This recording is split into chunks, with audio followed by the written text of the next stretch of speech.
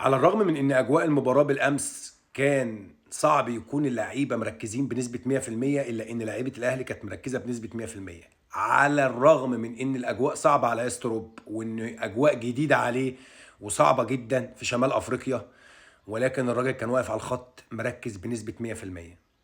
عرف فين المشكلة، عرف إن ديانج مش قادر يطبّق التكتيك والطريقة اللي الراجل بينفّذهم واللي هو اخترعهم أساسًا لديانج وخلّى شكله حلو على أرضية الملعب. ليه؟ لإن ديانج واضح جدًا إن هو رغم قوته البدنية إن هو امبارح بدنيًا كان واقع بشكل كبير. ديانج الميزة الوحيدة اللي بتميّزه هو العامل البدني، الجانب البدني لمّا وقع عند ديانج، ديانج ما كانش قادر ينفّذ. علشان كده التركة اللي الراجل بيحاول يطبّقها طول المباراة، وبيطبّقها في التمرين، وبيطبّقها من وقت وصوله، واتعملت قبل كده في مباراة الزمالك، زيزو عملها لبن شرقي، وبن شرقي خَد من ورا اللعيبة، واتعملت في مباراة المصري، وهو ديانج نَفْسه دخل وأخدها وعملها بالعرض لجريديشار، وجريديشار ضيّع فرصة سهلة جدًا على الأهلي. التركة دي محمد علي بن رمضان نازل واخد تعليمات من مدرب مركّز على الخط لدرجة إن الراجل من أول لمسة عملها.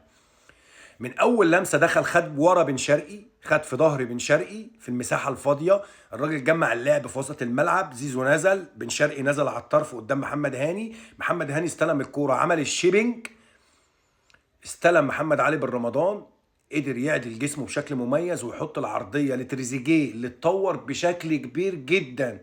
واكتر تطور حصل لتريزيجيه هي القطعه اللي بتيجي من على الطرف او بتيجي من قلب الملعب، بيقطع البوكس بدون اي مراقبه. يعني تريزيجيه بيقدر مع الراجل ده من وقت وصوله ان هو يقطع من جنب من طرف الملعب او من قلب الملعب بحيث ان هو يبقى فاضي خالص، يخش يحط بدماغه، يخش يحط برجليه، عنده المساحه يعمل كل حاجه. فده شغل مدرب مركز 100% على ارضيه الملعب. راجل عنده الدفاع بشكل جماعي، الضغط العالي، كل الناس بتدافع، كل الناس بتعمل مجهود على ارضيه الملعب. بقالنا فتره كبيره ما شفناش الاهلي بالرغبه دي، ما شفناش الاهلي بالجوده دي. الراجل ده هيبقى لعنه وكارثه على افريقيا، خليكم فاكرين كلامي.